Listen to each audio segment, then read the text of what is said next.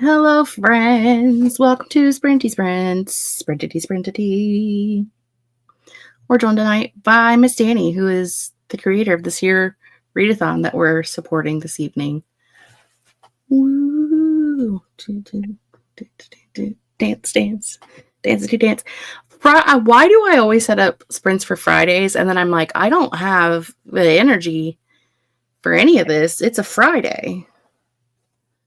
Whose idea was this? And then I remember it was my idea. That's when they're most entertaining, though. You do it for us. It's really not the most entertaining, though, because that's when I'm just like dead. I'm here. I forgot I did these things where like, nope, that's not it. Is it this one? Ooh, we're circles. Fancy. We could be squares. We could be like this. This is what It we would are. be fun to do the square ones if you had like a whole bunch of people and we could do like Brady Bunch. Yeah, I've got it set up for like 5 people because that's usually the most I ever have. But, you know, it is what it is, Carl. I don't know who Carl is. Oh, that's just me. We don't want that. Anywho, we're here. Look at us go. We're here. We have friends. We possibly have a Mars, or they may be sleeping. Which Totally I feel that because at about this time every weeknight, I'm like so struggling to still be awake.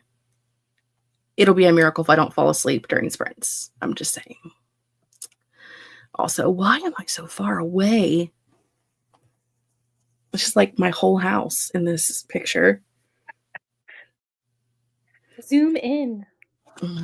Do something. Hello, Tennille. Welcome. If you're joining us, please let us know what you're reading. We'll talk about what me and Danny are reading here momentarily after we say hello to our friends. Sharon is reading Homefront by Kristen Hanna for the favorite author space. Excellent. Which reminds me, I don't even know if I have finished any books yet. This is not looking good for me. And Neil says, since sleep deprivation isn't conducive to reading physically, I'll be doing audio tonight and hoping for a good night's sleep. We love that. Hello, Ro. We're all exhausted together. I hope with the togetherness, I'll take what I can get. Reading A Day of Fallen Night. Mars is still alive. Not sleeping yet. Ro is reading Dead Girls Don't Dream by Nino Cipri. Switching it with Flopping in Winter Wonderland by Jason June. Hallmark in book form. I really struggled with reading that, I want you to know, because I thought that said something about flipping in, I don't know, flip-flops or something. I should not be allowed to read after 3 p.m. Reading Purgatorio by Dante. Excellent. How about you, Danny?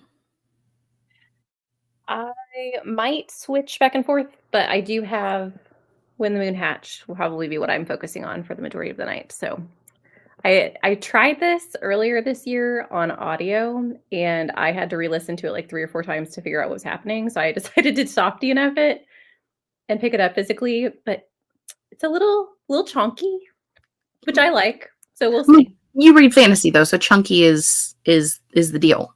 Yes. It is par for the course. Hence why my fantasy books take up 3 times as much space, even though there's fewer of them. It's fine. And they usually come in series. So you have chunky series. But they match. Look at that color match though. I mean, come on. They're beautiful. Beautiful. What square is that for? Is it for a square? Yes, this one is for Hyped Read. That's what it is. Hyped Read. It also could be Goodreads Choice Awards nominee because that was also a square, but I'm trying to do 1 book per prompt.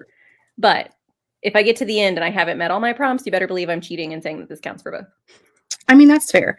I think I only have 1, 2, 3, 4, 5, 6, 7, 8. I have 9 books to read, even though I had 12 roles because, adding roles, but I had a lot of community prompts. So that So was 11 total.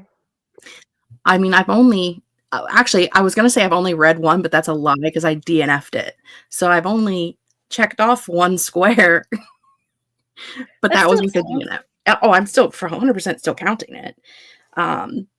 I am currently reading The Whispering Night by Madam Susan Dennard.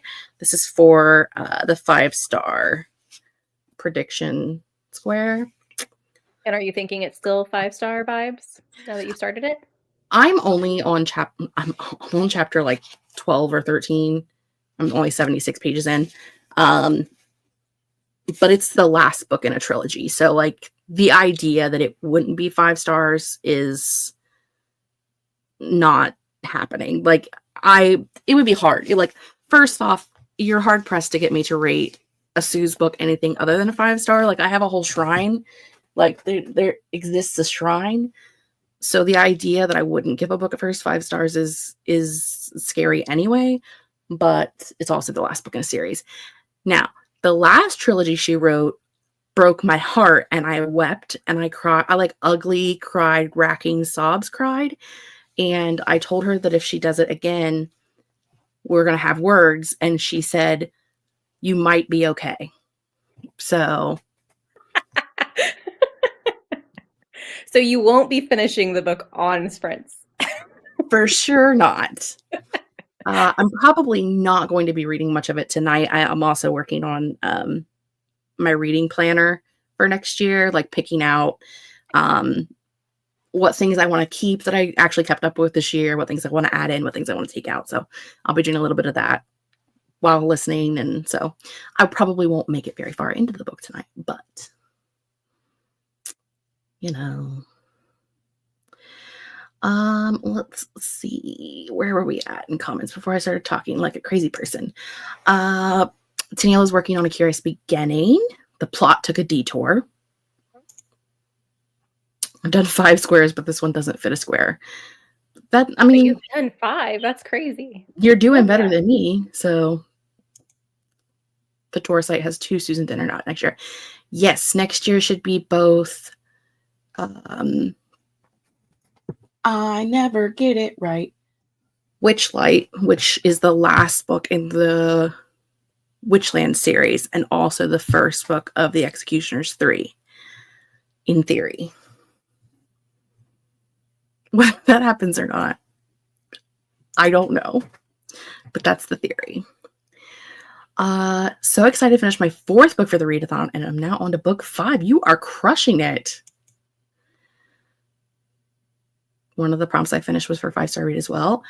I'm assuming that since you said Hope Mine is Fantastic too, that yours was indeed a 5-star. And also, hello, welcome. We did that conversation backwards, but it's fine because I'm not here right now. I'm on vacation in my brain. We are here with you. You know, I love One that. of us. One of us. Was a 5-star. Excellent. Tempted to try Truth Wish since you recommended it so glowingly, but my library doesn't have it, so I have to wait until I hopefully win the lottery. I mean, you know, it's not for everybody. It's one of those things like, you know, some books you're just like, you're reading it and you're like, I'm having the absolute best time and I love every second of this, but you're also willing and able to look at it and be like, people are going to hate this. Oh, yeah, 100%. And, you know, some people are going to hate it. And that's okay. Not everything's for everyone. Just don't badmouth my friends or I'll come for you with my dukes. Yes. I have lots of books. I can hit you with them. I'm tempted to move to the bed for warmth, but then I'd really be asleep. You know, we feel that. Hello, Brittany. Welcome. We're going to sprinty sprint. The first sprint we're going to do is going to be 45 minutes because that's how we roll. Brittany should be reading Lord of Chaos. Does that mean you're not reading Lord of Chaos? I was thinking the same thing. What are you doing then? We also have a cowboy timer Fantastic. because that's always the first one I pick. I don't know why. Maybe I'll upload some winter ones soon and we can have some winter timers. But right now, all I've got is spring, fall, and cowboys. Cowboys is a good choice. I like it. This was a request by my friend Steeg, who's writing a cowboy romance with magic, question mark. Sometimes when Steeg talks, I don't really listen. So, it's fine. It's fine. 10 hours left and 1 day with the audio. Yeah, you're not going to make it. Cowboy Canyon timer is iconic. It is. And it's beautiful. Look at it go. First things first. Is it on 1 time speed? It is. Excellent. Because I am well known for not doing that. Gay monster hunting cowboys. See, somebody listens to Steve when he talks. It's not me. It's Mars. As long as we get the information somewhere. It's fine. It's absolutely fine. All right. If you're ready, I'm ready. Okay. Okay. We will see you guys in 45.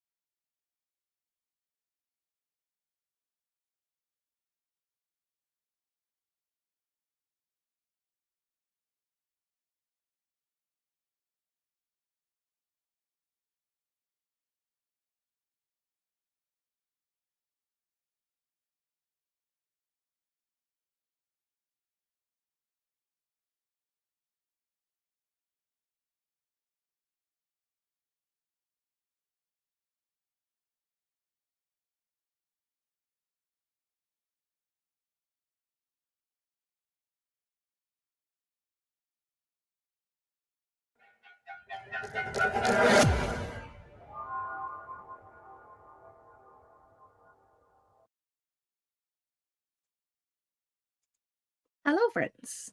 We are back. Let us know how you did during this sprint and what you did. What did Danny did? I got 20 pages read, and I cleaned the kitchen in preparations for cooking dinner next sprint. Excellent. I ate the dinner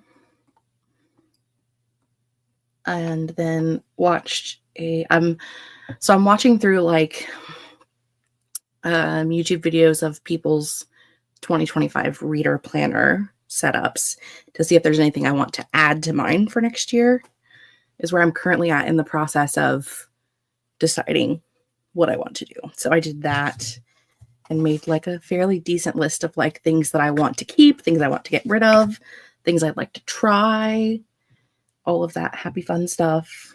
So it wasn't too bad. I went through all of my old planners to like see if there was anything that I had like stopped doing, you know, in 2017 that I wanted to try maybe doing again with the 2025 brain. So that's about all the farther I made it. No reading to be had, of course, because why would I read? That would be silly. We don't do that here. We were joined by an Alyssa during that sprint. And I don't know what 5 cantos are, but I feel like maybe that's something different. Maybe 5 cantos? Mars, what's up? What's a canto? I thought maybe it was an inside joke. You know, considering as little as I listen to my friends when they talk to me, it could be that I don't even know. So, you know, maybe don't be my friend. Like, Too late. you know, there is that. It's really busy in here, and sometimes I have to like, there's like 4 conversations going on within itself, and sometimes if a conversation has to go, it's the person not inside the brain, and that's not good. But that's where we are. Oh, that makes sense. Canto is Italian for song, and it's what the Divine Comedy is split into. They're basically just chapters. That makes sense. I forgot that you were not reading an English book, and that makes the sense. Yeah, Merlin and Raja are in the other room. I closed the door when I came in earlier because I had food with me, and I didn't want to have 2 dogs and 2 cats staring at me while I ate my dinner. So Relatable. they are currently behind a closed door. Also, Raja has been like, I was gone last week. So from the moment I got home, all 4 of them have been like my absolute best friend. And like, I dyed my hair last weekend, obviously, because it's blue now. And literally the entire time I was dyeing my hair in the bathroom, Flash was laying on the floor in between my legs. Like, I'm surprised he doesn't have blue hair, because he was laying on the floor in between. Like, I kept trying to move and he would just like lay on top of my feet. Like, you can't leave. Where do you think you just got back? You just got here. Where do you think you're going? So, you know, doggos. I've read 36 pages and had a shower. We love that for you. Curious Beginning had a plot detour from 20% to 50% and is now slowly getting back to the plot. It's mostly quippy banter. That's a big plot detour. Are you sure that's not just the plot that you didn't know about? So it's a big plot detour. I've been doing that off and on the last few days as well. I don't know what, because we've been talking so much, and by we, I mean me.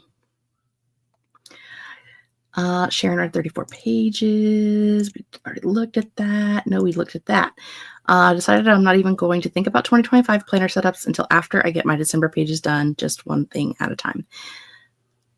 I mean, have I set up December yet? No. But I don't have to think about December pages because they're just going to be the same as every other month of the year. And if I spend time doing those instead of thinking about 2025, then 2025 will be here and I'll have forgotten to do anything.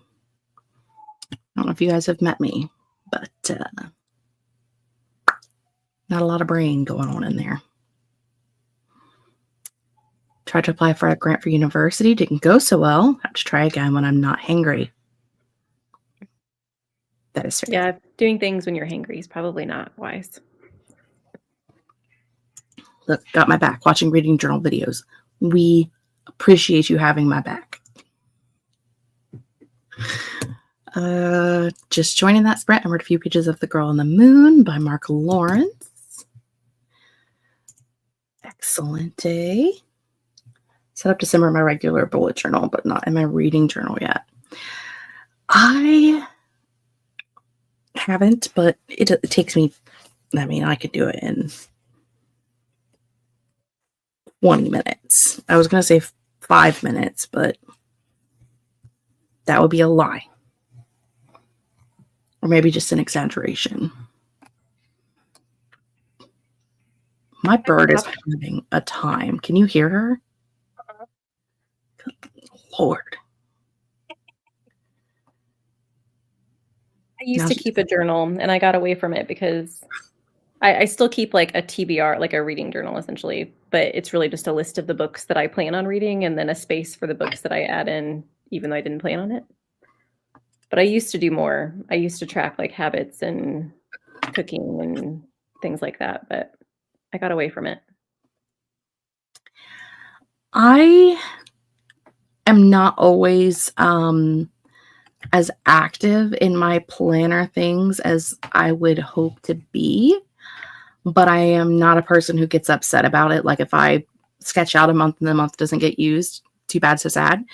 Yeah. Because for me, like, because I do like bullet journaling where I use stickers and draw things and, you know, like I get into it. It's relaxing for me. It's more of like a hobby than like if I don't have these things. Well, if I don't have things written down, it's probably not going to get done. But it's not like I'm not someone who gets mad if they've got wasted pages, if you will. Even when I used like pre-made planners, which you can kind of see all of this discs down here where I did a happy planner for years. Half of those are empty.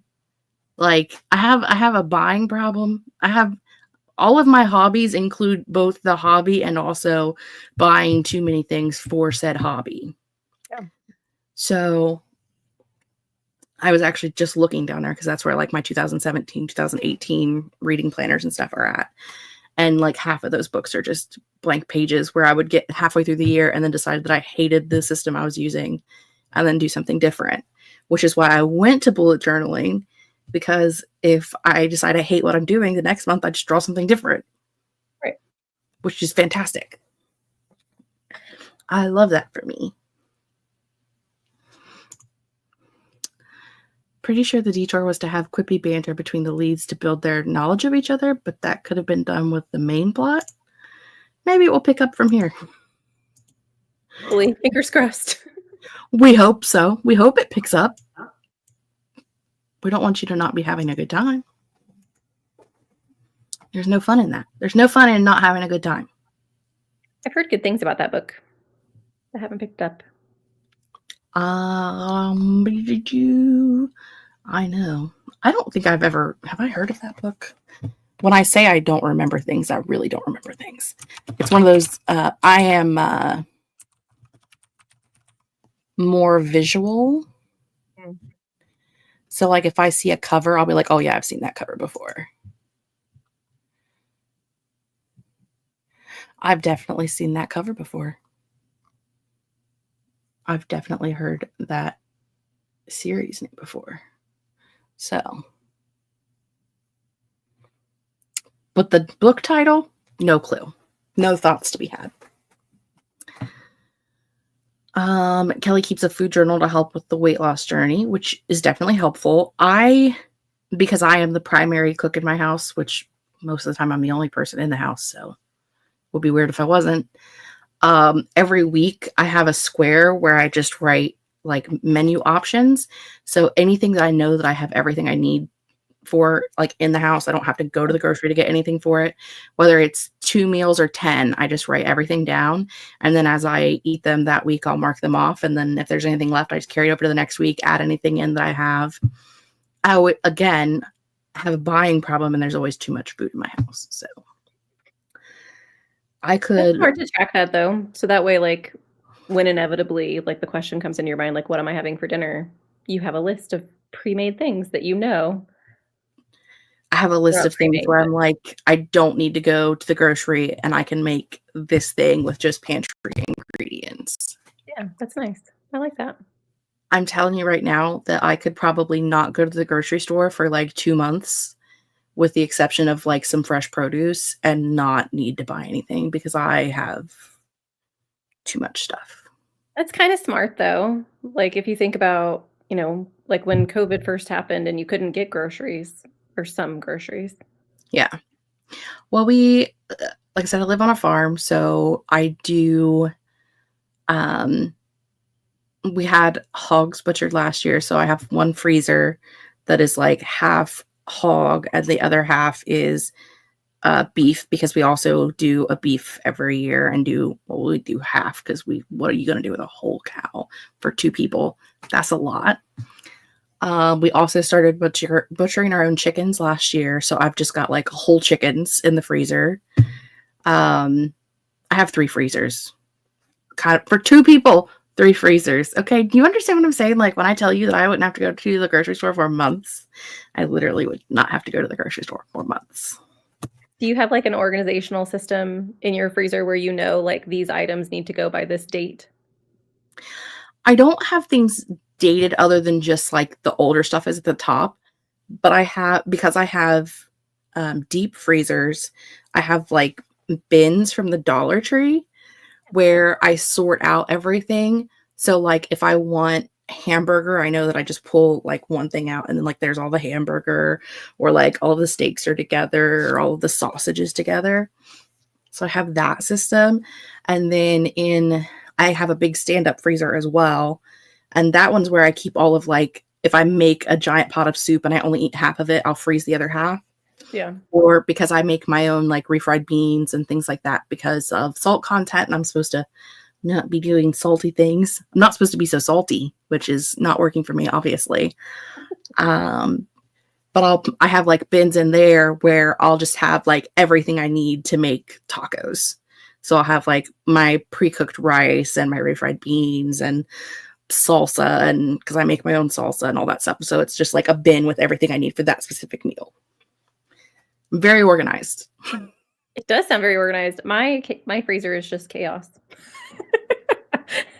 The freezer attached to the refrigerator, total and utter chaos, because it's just like like chicken nuggets and French fries and whatever just gets tossed in there, the stuff that you use all the time, and it's just like a hot mess of whatever in there.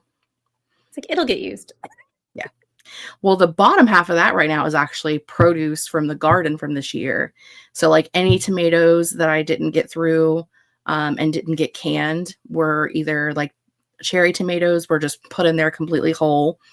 So I'll make like pasta sauces with those, plus onions.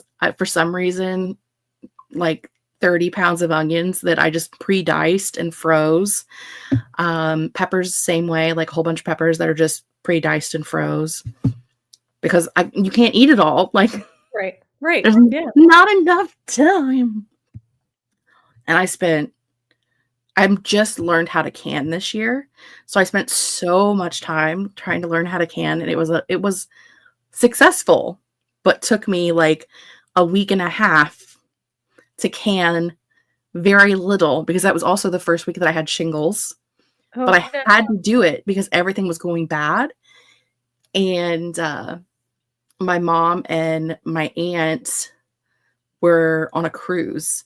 And so I was not only pulling tomatoes from my garden, but my aunt's garden as well. And I just had like half of the counter in the kitchen was just full of tomatoes. And I was like, they're all going to go bad. What am I going to do? And when I tell you, so many tomatoes ended up going bad. Like I was pulling them off of the garden and like just giving grocery bags of them full to people.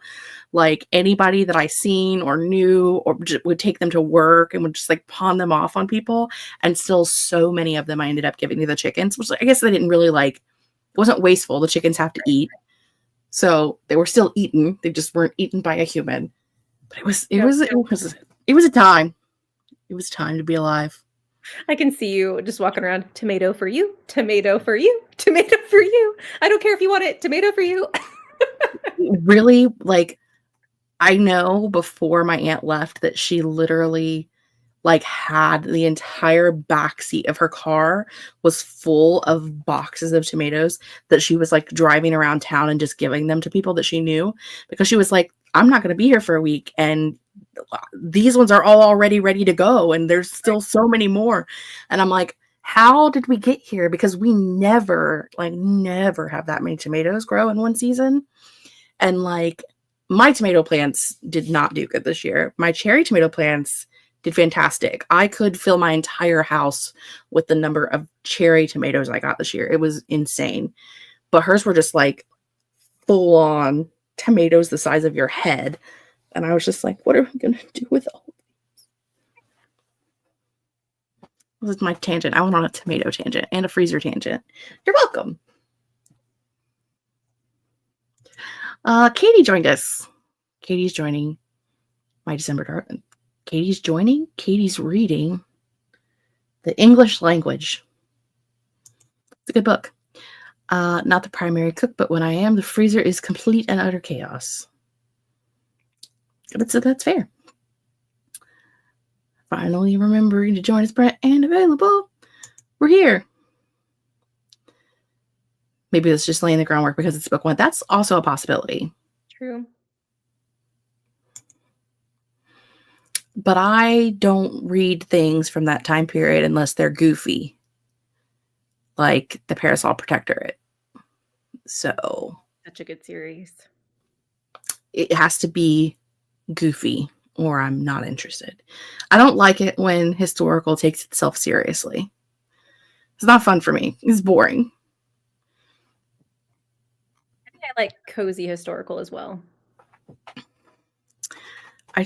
There either has to be a lot of murder or lots of goofy things happening. People have to be funny.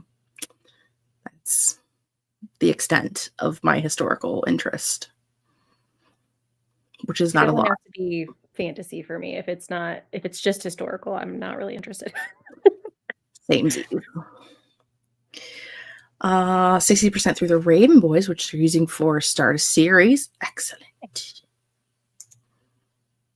Only time I enjoy historical books is when they're also fantasy, but there are exceptions. I feel like historical fiction is like 97% World War II, and then the other 3% are just like the hidden gems. Yeah, I agree. I had a book I had to read earlier this year that I think was about I can't remember if it was about the Vietnam War or the Korean War, and I'll never remember because I DNF'd it, but nowhere on the book did it say what war it was about. It just said like the war and then talked about things on the back of it. And it was for a book club. And I was like, I never would have picked this up because I would have just assumed it was about World War II, like everything else, and would not even have picked it up had it not been for book club. Still didn't like it. But I mean, if you would have told me that it was not World War II, it would have at least had a chance. The Vietnam. How do you know what book I was reading? I know you do know because you pay attention to me and it was a recent wrap-up video. But how do you know? I think it was the Vietnam War. It was awful. It's a very, very not fun book. We should do another spread. So I stopped talking. Love you and remember things. Listen, I love you too, Mars, and I don't remember things. So I'm going to need you to remember things for me. Thanks. You've also read the things they get. I don't know how. It was awful. I don't know why you would torture yourself like that. You probably had to read it in school, right? We're going to do an hour this time. Maybe we'll get some things accomplished. Ooh, fancy timer. This is the Hedge Witch timer. I have lots of fun timers because fun is fun. Anything you'd like to say before we run away? No, I don't think so. I'm gonna go eat. Okay, enjoy your dinner. We'll see everybody in an hour.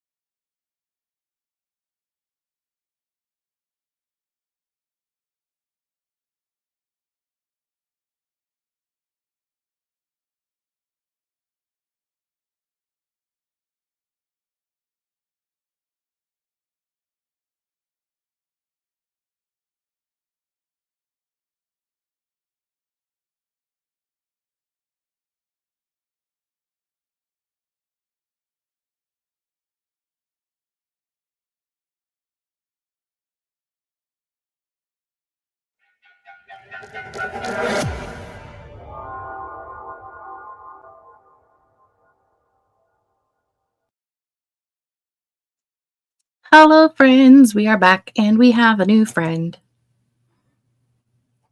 Well, That's an old me. friend. Hello. An old friend who's newly here, I guess I should say. We have a Leandra. How are you today, Leandra? What are you doing? Well, I'm doing pretty well.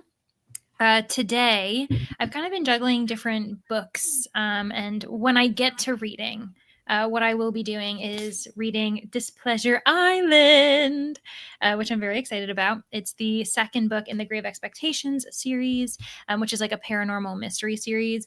But what I've been doing for the past hour is editing a video that is for Sunday. And it's just, when you just start doing a bunch of stuff and then when you do it once, you're like, I'm going to do this throughout because I've committed. So now I have to do a bunch of little things to accommodate.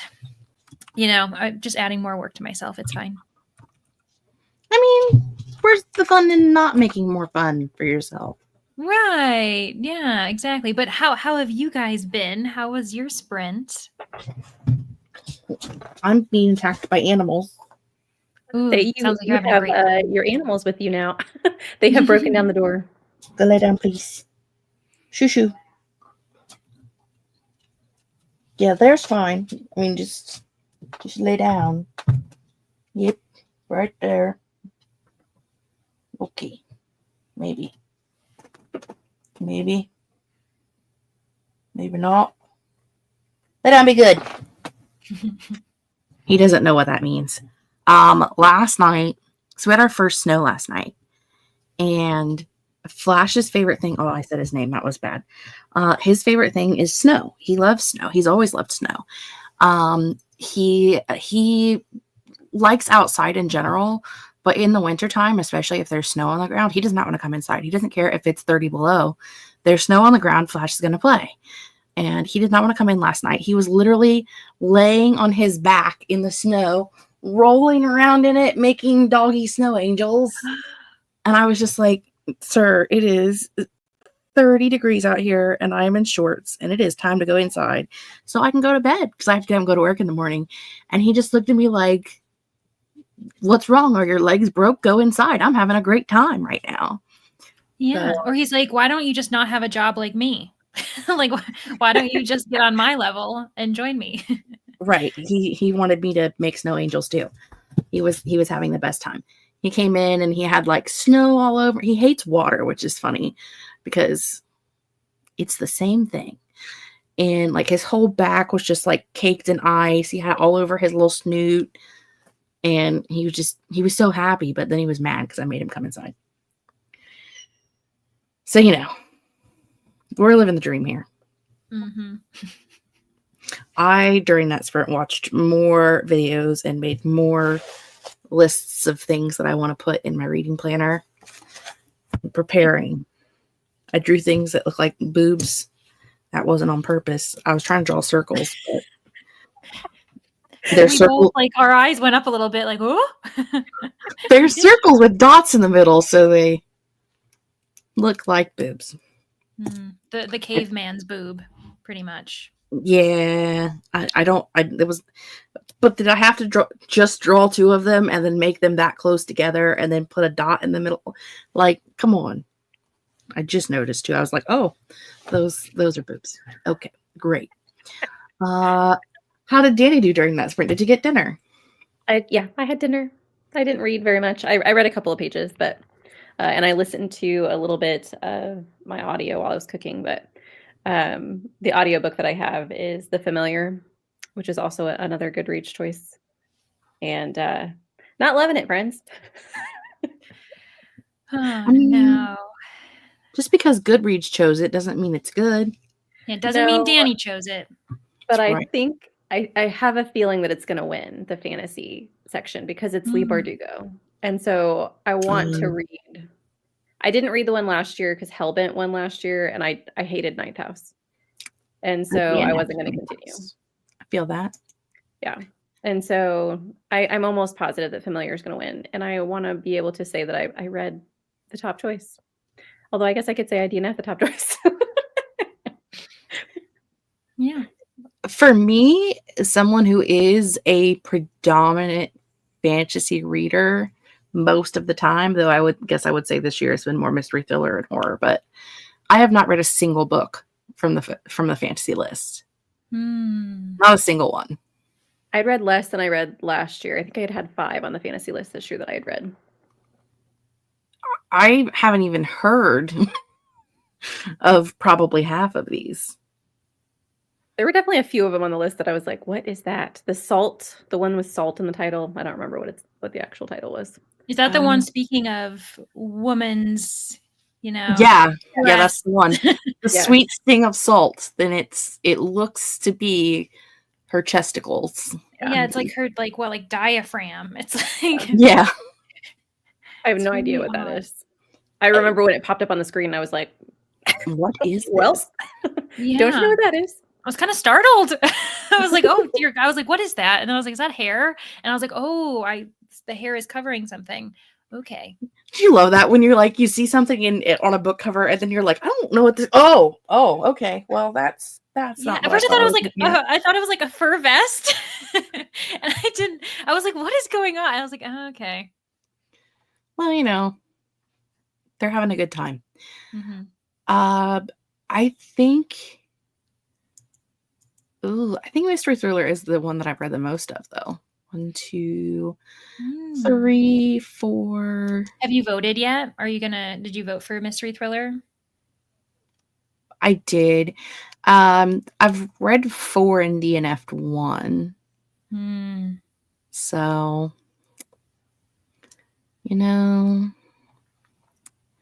that do be how the cookie crumbles. I'm not a try to read them all before the thing comes, because I can't listen. I can't even read. I tried to do that, and that's why I read 4 from the mystery thriller list and DNF'd 3. And I was like, I need to stop.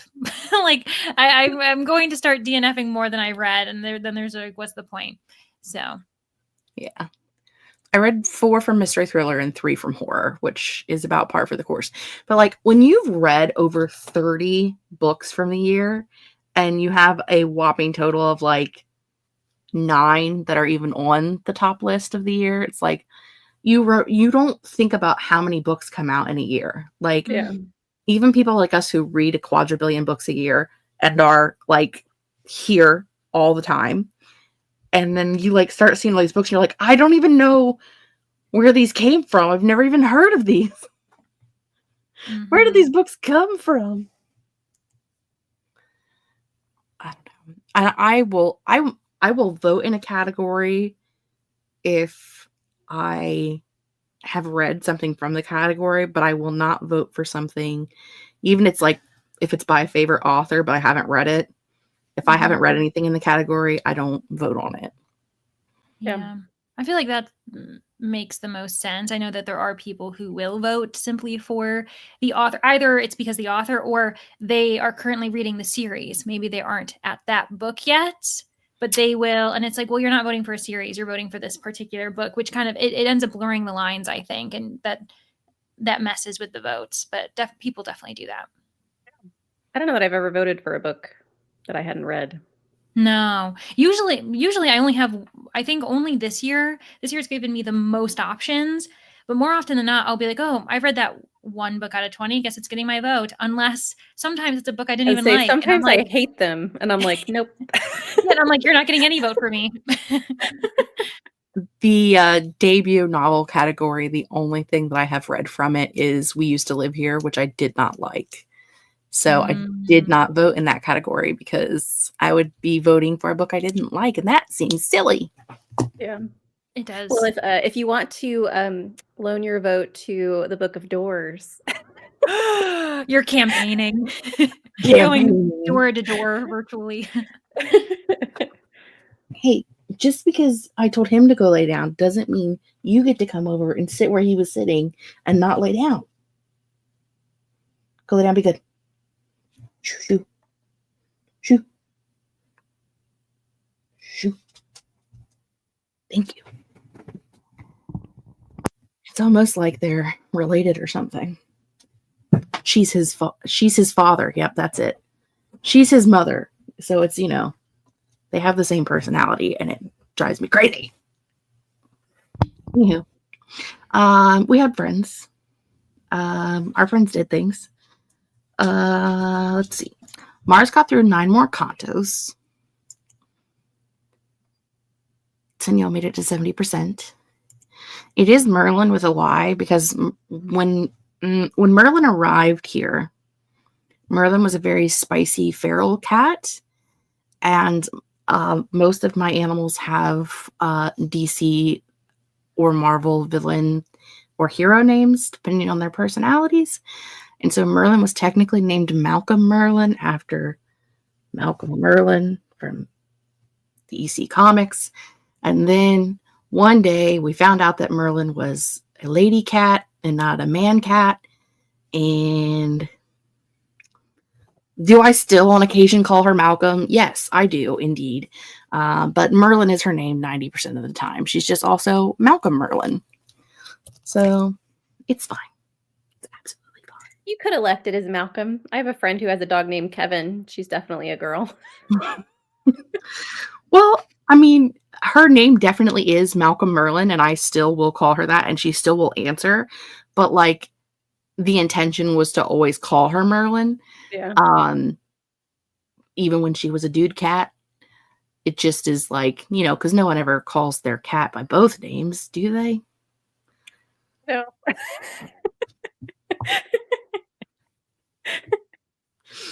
Because Flash is technically Flash Gordon, but I don't ever call him Flash Gordon. He's either Flash or Gordon or Nugget. So I love have you ever seen, I'm sure that there's lots of them, but they have like the little pie chart that will say, they'll have like something like a little circle off to the side that will say the name I gave my cat. And then all of the rest of the pie is like all of the names I call my cat.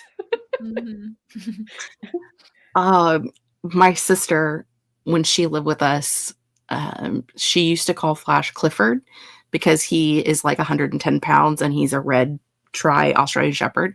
So Clifford, the big red dog, and he will still answer to Clifford. Aww.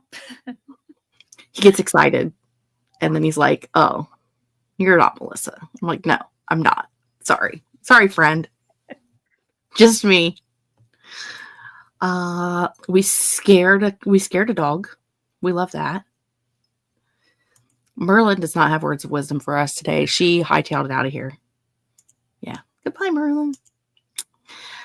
Finished chapter 21 as the timer went off. Excellent. Definitely did not vote for the familiar. Did not hate it, but definitely not a favorite. Hello, Krista. Welcome. Quadrillion. That's one of my favorite numbers. It has to be accurate. It would not just be like 400 billion. Or 4 billions. Or 4 billion. 4 billion? 4 billions together. Only vote for books I read and liked. Yeah, Merlin has Merlin lore. I took Merlin to get fixed and they called me and they were like, "Yo, just so you know, this is going to cost extra because it's a lady cat, not a dude cat." I'm like, "Okay. I don't want kittens." Classic. So it's like the pink tax. Isn't that what they call it? Yeah. Yeah. But for cats, even the cats, have to struggle for equality for medical assistance. I get hate on the internet, but I'm going to go ahead. I'm going to say this. I did not know when I got Merlin that declawing cats was a thing that we no longer did because our vet here recommends it. And so Merlin is front declawed. Raja is not because I have since learned that we don't like to do that. But Merlin has thumbs. So hers cost more. I had another cat at the time. Hers cost more than his did because she had extra fingers. Oh. So she was. What is that called? It's a polydactylism. That's what it is. I almost said pterodactyl, and I was like, "That's not it. That's a dactyl." Not quite. She has wings. Wings. No, she has thumbs, and we laugh because like she does things that other cats shouldn't be able to do, like open doors. And I'm like, is it because she has thumbs, or is it just because she's smarter than they are? I don't know. One of the two. If you go by the Arrowverse, there's a female Merlin family. There is a female Merlin family member. It just not Malcolm. I mean, it's fine. She's fine. Could be like the bird Kevin and Up. The bird Kevin and Up is a girl. Yeah. Please be my That's captain. not why they named their dog Kevin. It would have been a great reason. It would have. I didn't even think about that. It would be great. That's always misgendered Gremlin, which to be fair, her name is Gremlin.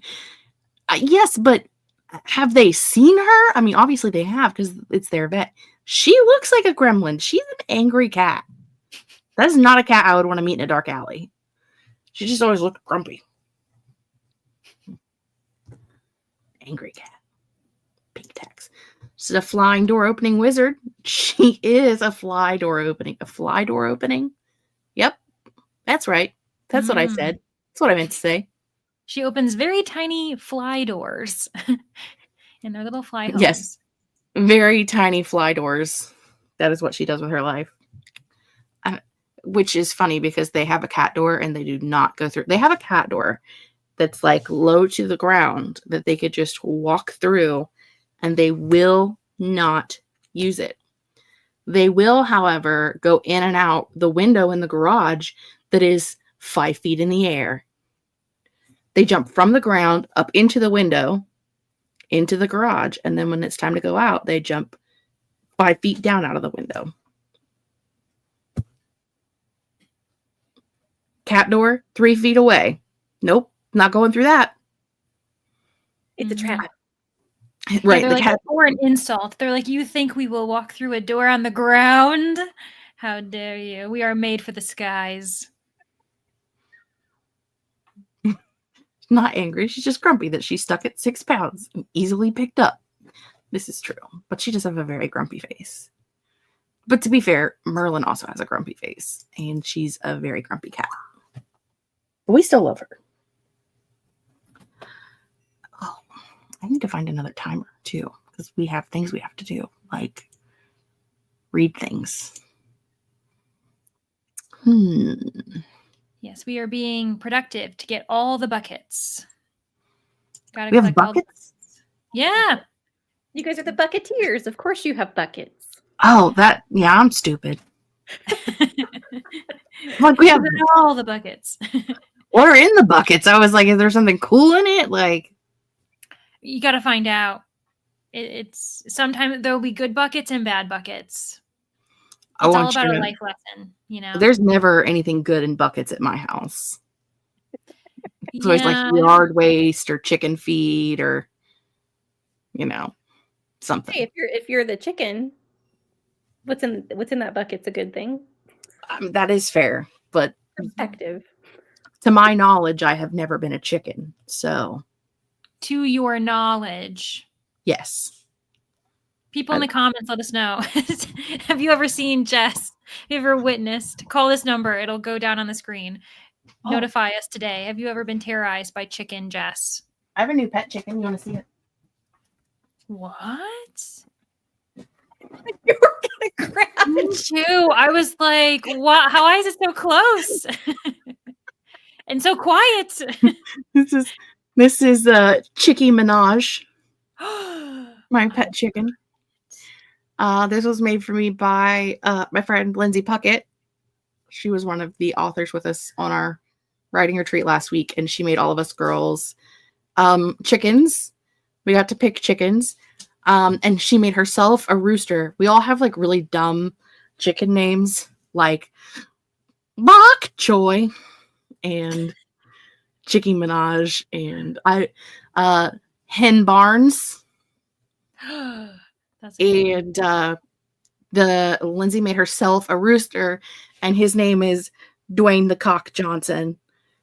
So oh my gosh. We have I want a chicken. problems. So that looks great. We love her. We love Nicki Minaj. We do. Did we come up with some of them ourselves off the top of our heads? Yes. Did some of them come from name generators? Also, yes. If I liked Star Wars better, mine would have been Chewbacca. But I'm not a huge Star Wars fan, so it just felt disingenuous. But Nicki Minaj, I could not say no to Nicki Minaj. So one of them you could have just named Bach, a chicken composer. Chicken composer, he writes little note. Completing all the buckets. It is an emotional support chicken. I have seen indoor chickens, but maybe not,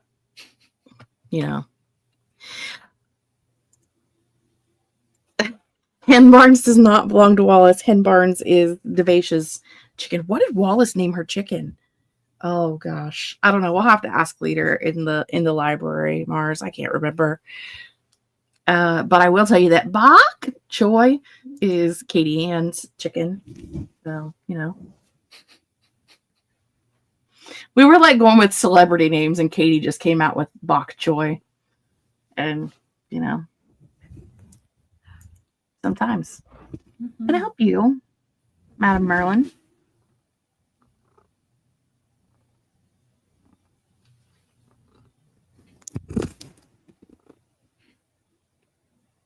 Kitty cam. I love a kitty cam. I know. Is she like rubbing against the mic or something? Yeah. As I can hear her like brushing it. Yeah. She's like, you guys are talking about chickens too much. Like, get back to me, please. Back to me, please. Listen to me purr. All right, go play. You go play too. Yes. She does do that. She likes to purr to people. She's strange. She is the star of the show. She will purr to you and show you her butthole, as all cats will do. Her two favorite things to do in life. Okay, where's the button I want? That's the button I want. We are going to do a final sprint of 1 hour, because that'll bring us back about with time for me to talk for an hour, because that's what'll happen. That's what happens here. Anybody have anything they'd like to add before we run away to sprint for an hour? Nope. No, nothing. Okay, we will see you guys in 1 hour.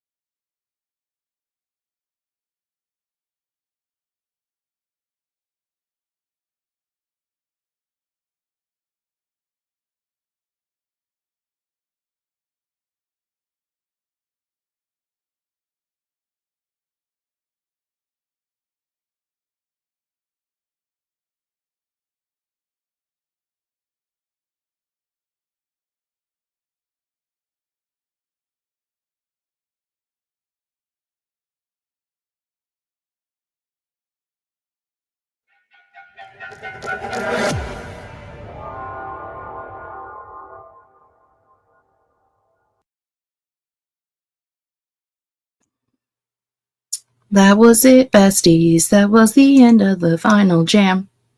Da-da-da-da. How'd you guys do? I got my buddy read pages done for the day. I got to page 76. I ended up continuing to edit. I'm close. I'm close to the end. But I ended up deciding I wanted something bigger. And so I had to go through every single clip to make said thing bigger, which was fun. But I think it's worth it. So I think I have about maybe 10 more minutes of raw footage to get through, which isn't bad. Good. Not bad at all. No.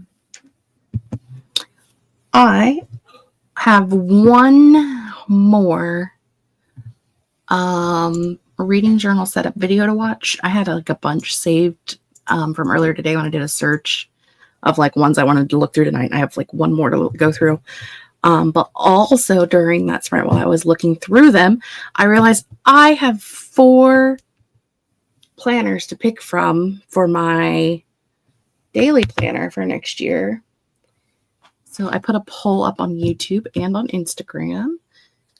If anybody would like to help me pick my reading journal for next year, or my regular journal for next year, my daily planner. I already know what my reading journal is going to be, but my daily planner, no clue. It's a problem. I have too many blank notebooks. And a cat. Hi, Merlin. What you doing? I collect stationery. I love to collect stationery. It's one of my favorite things. Well, you know, like I said, one hobby is to do the hobby. The other hobby is to collect things for the hobby. Yep. They're awful friendly today. Let's see how our friends in the chat did. No reading, just YouTube watching for Mars. Samesies.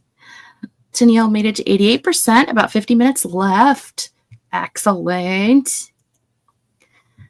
Krista worked on putting a new bike together and read a chapter in one of the nonfictions I'm still working on.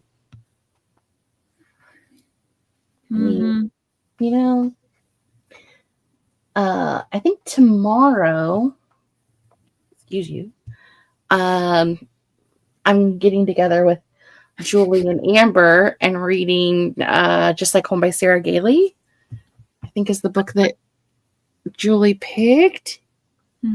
Ma'am? I'll be interested to hear what you think about it. Well, the last book that Julie picked, we DNF'd. Uh-oh. So, because I picked Haunting of Vilkwood, and we all loved it. And then Amber picked Sleep Tight, and we all were like, it was fine. And then Julie picked Diary of a Haunting. We DNF'd that. And so Julie's on round 2. She's getting to, it's her redemption round. She gets to pick another book. Fingers crossed for Julie. Yes. I think I just thought that book was okay. I didn't hate it, but didn't love it either. Well, and that's, the thing is like, when the 3 of us read, because Julie and Amber live together. And so when we do like a buddy read, we actually are like on screen together. Like they're sitting in their office across from each other on camera. I'm on camera at my house, and we actually read the book together. So like Sleep Tight, I probably would have DNF'd if I had read it by myself. But because the 3 of us were reading it together and like having a cackling good time while we did it, like, you know. It becomes a bit of an event. Yes. Whereas Diary of a Haunting, at the end of each chapter, the 3 of us were like, do we keep going and hope it gets better? Or do we just, like, is there even anything we can make fun of at this point? And then at some point we were all just like, you know, I've got other things I could do today. Yeah, well, you know what? So Danny and I were just talking about this, is there were quite a few of my like 1-star and 2 stars were either because, you know, of buddy reads that just refused to die. We were like, we are finishing this book. We're going. And like by yourself, you would just DNF, or like collaborations of some sort, where if like somebody recommended a book to you. So it's very weird when you're like, wow, I did push through quite a few books, didn't I? Like, okay, like it's because I had a friend, but still. I can tell you right now, if I rate a book 1 or 2 star, either I pushed through with a friend or I hate read it and I had the best time. Because sometimes the most fun books to review are the ones that get 2 stars that you rant about for 20 minutes during your wrap up and just talking about all of the absolute absurd things that happen. Mm-hmm. I don't I get do like a good rant, I have to say. I typically am a DNFer. I will DNF a book for no reason whatsoever. But every once in a while, there's one, like, especially if it's from an author that you know you like. And you're just like, what even is this? Like, where did this person go wrong? Like, what happened? Made it 60% of the way through my current read. Excellent. Lowest rated books this year were during the Amazing Readathon. That month was low ratings because I pushed through when I would have DNF'd. I will not be repeating that.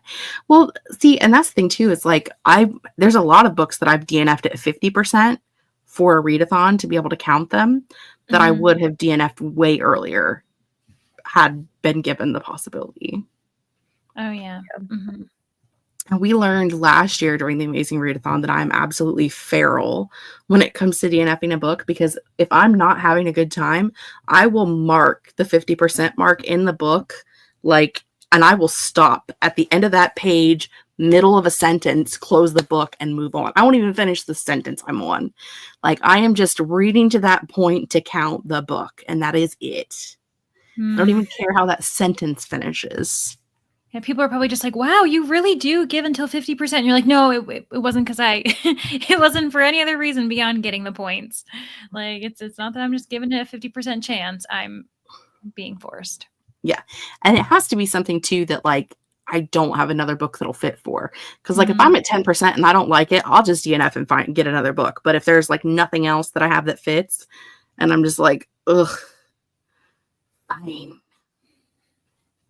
If I have to. Or I get in a mood where I'm like, this book has a lot of high ratings, and I think there needs to be a voice for those who don't do this. So I'm like, because sometimes you think about and this happens with all books, right? A lot of books where you're only seeing like ratings for people who finished it. There are people who will rate it and DNF it, but for those who don't, this book is just inflated with all of these amazing ratings. And I'm just like, I need to be one of the soldiers who gets through this. Like, I need to do this for the front lines, for my fellow comrades, so I can rate this book what I think it deserves.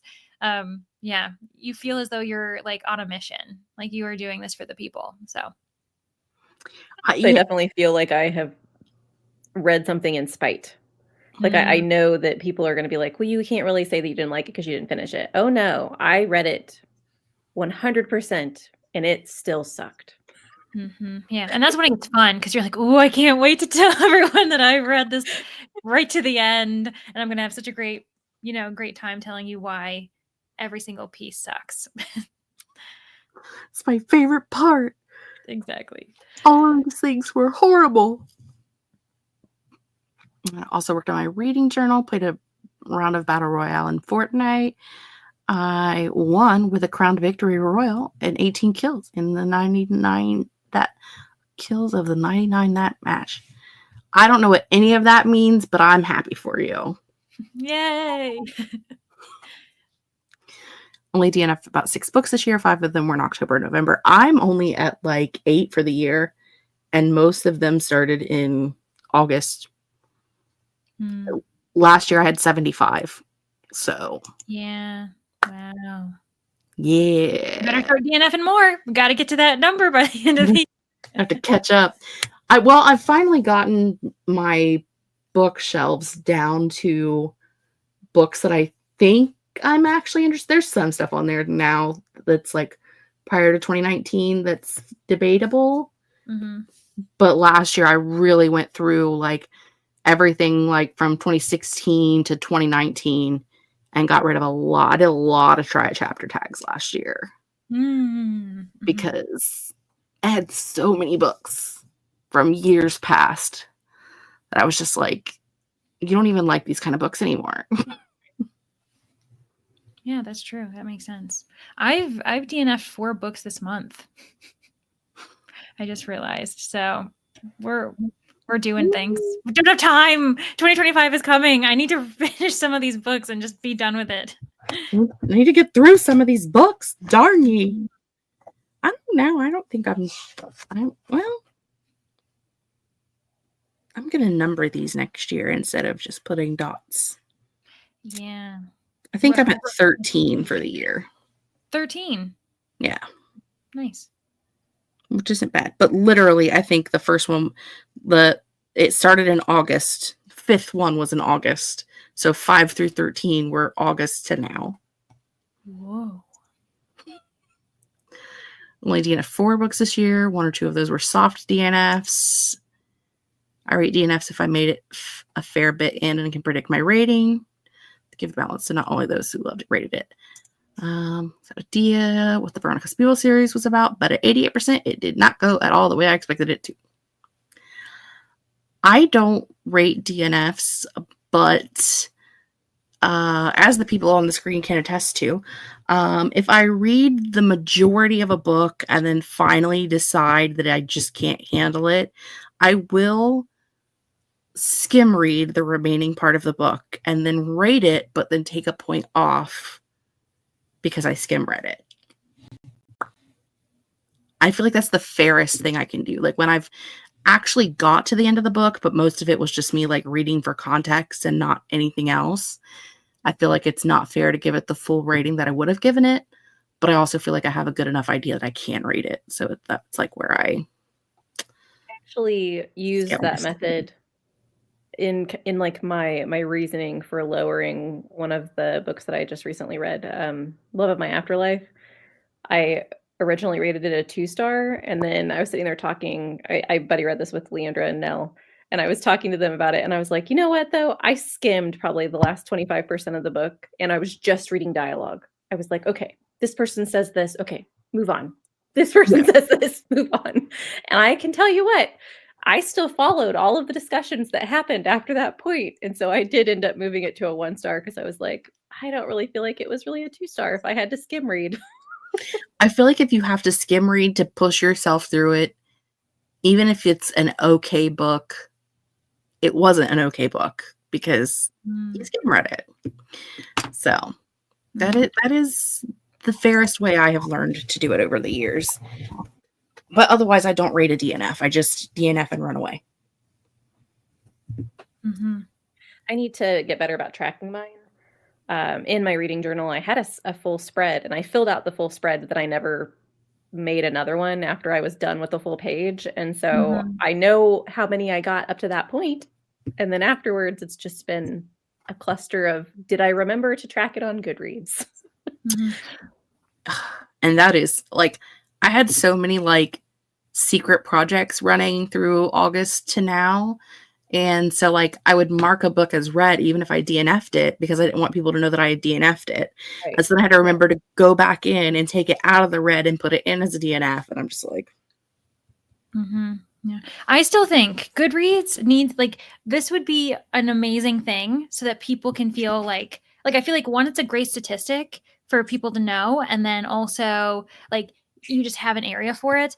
I think that Goodreads needs to include like a DNF like button. Like I know you can create your own like list and everything, but literally a DNF button. So then they have the number of people who have, and then you can see how many people have marked it as DNF. And then also, if you want, you can include where you DNF'd it. So then there would be include a line graph that shows if like everyone spikes at like 25%, that's where most people DNF. I think this would be really great because then it also shows like, you know, like, oh, this book has like a 3.8, but like 50,000 people have DNF'd it. It's like, okay, well then something's happening, you know, like you understand that there's going to be a percentage of people who DNF'd who didn't rate it. So I feel like it'd be really cool too, to see like I mean, it'd probably be really sad for the author to know exactly the point where like, oh, everyone DNF'd at this point. But for us as readers, because that's what reviews are for, it would be very helpful. I don't know many authors who peruse Goodreads for their own books, so most of them do this. Yeah. Like, I don't want to see. I don't want to know.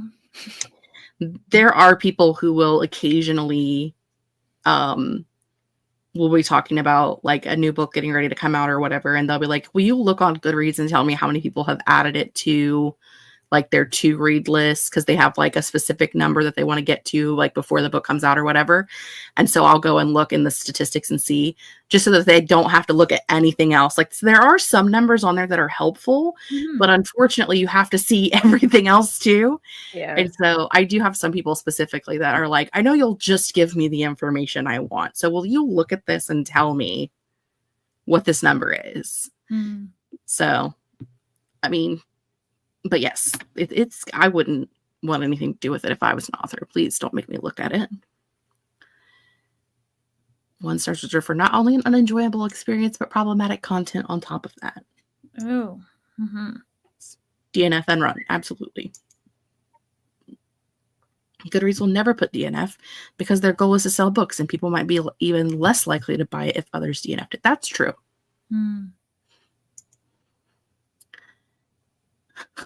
A few weeks ago, I had a reader DM me their Goodreads review for my book. I didn't click on it because that's none of my business. But then they went on and just told me what they thought of it, which was not good. And they were very rude. That's dumb. You know, that to me is like, I will tag an author in a review if it's a good review. Like if it's a 4 or a 5 star, especially if it's someone that I read a lot or I promote a lot, I will tag them in it. I typically do release day videos for Lizelle Sandberry, who is a friend of mine. And I will DM her and tell her, I've never not loved one of her books. They've never not made me curl up in a ball and want to die. But I will still DM her and say, hey, if you want to watch my release day vlog, it is safe for you to watch. I had a great time. Whatever, like you can go watch it and be happy. Like I would never, like, could you imagine being like, I absolutely hated your book, it was terrible, go watch my video. Yeah, please. I my day is bad, I want you to have a bad day as well. And it's like, what kind of vindictive crazy? I even, to be honest, I won't even like even a 3 star, which isn't bad, you know what I mean? Like for me, 3 star means that I can see an audience, I can see people loving it. It didn't work for me. And even then, I understand the connotation that some people could take from a 3 star, and so I won't tag the author even for that. Like 4 star or higher, I'll like see if like, hey, if the author wants to see that, you know, someone's enjoyed the book, great. But I also know that there are authors who will get tags and they won't even look. They're like, nope, I'm not even. You can tag me, but I'm not even going to look at your thing. And it's like, I respect that. I think the good thing about like Instagram specifically is you can see, like, if you tag somebody in something, they can see like how much conversation you've had in the past. So like they can see that I've shared things with, like, whether I've had a conversation with them or I've shared stories before that were like, you know, promoting or like, you know, being excited about a release or a cover or whatever. So like I would think that if somebody was bad mouthing them, there wouldn't be that much of a history. But I also have hope for the world that the world doesn't have for itself. So, you know, it's fine. They said I was, and I quote, proof that all self-published books are good for nothing but fire kindling. Well, little do they know, a lot of self-published books are ebooks, and therefore, how would you start a fire with that? So, who's stupid now? Yeah. Not you, Mars. Them. Someone goes out of their way to be negative in someone's face, that's a sign they're a very unhappy individual, just want to spread their misery. Very true. Let's start identifying problematic content. Yes, exactly. Yeah. You know, there's a lot of things in this world that you shouldn't do. And one of them is share negative reviews with an author. It's rude. Don't do it. Don't make me come for you. I have a pencil. And a chicken. And a chicken. Oh, let me get my chicken. Chicky Minaj will come for you.